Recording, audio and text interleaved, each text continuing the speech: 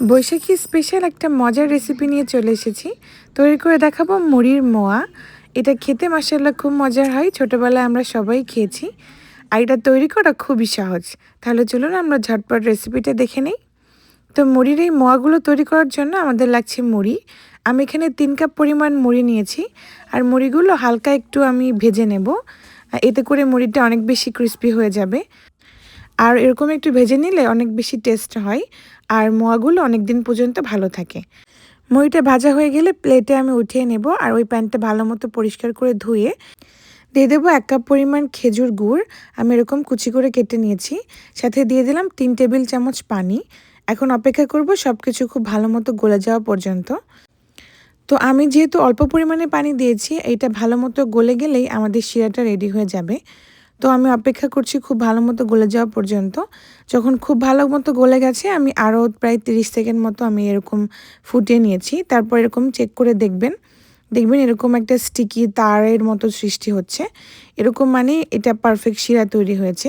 এখন এর ভেতরে আমি আগে থেকে ভেজে রাখা মুড়িগুলো দিয়ে দিচ্ছি। আর মুড়িগুলোকে দিয়ে এই শিরার সাথে খুব ভালো করে আমি মিশিয়ে নেব। যদি এই সময় শিরাটা অনেক বেশি পাতলা হয়, তখন কিন্তু মুড়িটা নরম হয়ে যাবে। তো এজন্য খুব স্টিকি টাইপের একটা শিরা তৈরি করে তারপরে মুড়িটা এর ভিতরে মেশাতে হবে। আর অনবরত নেড়ে চেড়ে আমি মিশিয়ে নেব। এ পর্যায়ে চুলার আঁচটা বন্ধ করে দিতে হবে। বন্ধ চুলায় গরম থাকতে থাকতে ভালো করে মিশিয়ে নিতে হবে। ভালো মতো মেশানো হয়ে গেলে এটাকে আমি নামিয়ে নেব। আর হালকা একটু ঠান্ডা হয়ে আসলেই আমি গরম গরম থাকতেই মোয়াগুলোকে বানিয়ে নিতে হবে।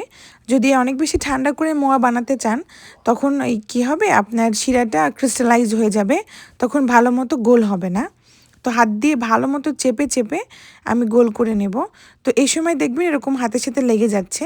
তো এজন্য আমি হাতে সামান্য ঘি বা তেল মেখে নিতে হবে। ঘি বা হাতে তেল মেখে নিয়ে তারপর এভাবে প্রেস করে মোয়াটা বানিয়ে নিতে হবে। এই যে একটা আমাদের মোয়া রেডি হয়ে গেল। ঠিক একইভাবে আমি সবগুলো এখন বানিয়ে নেব।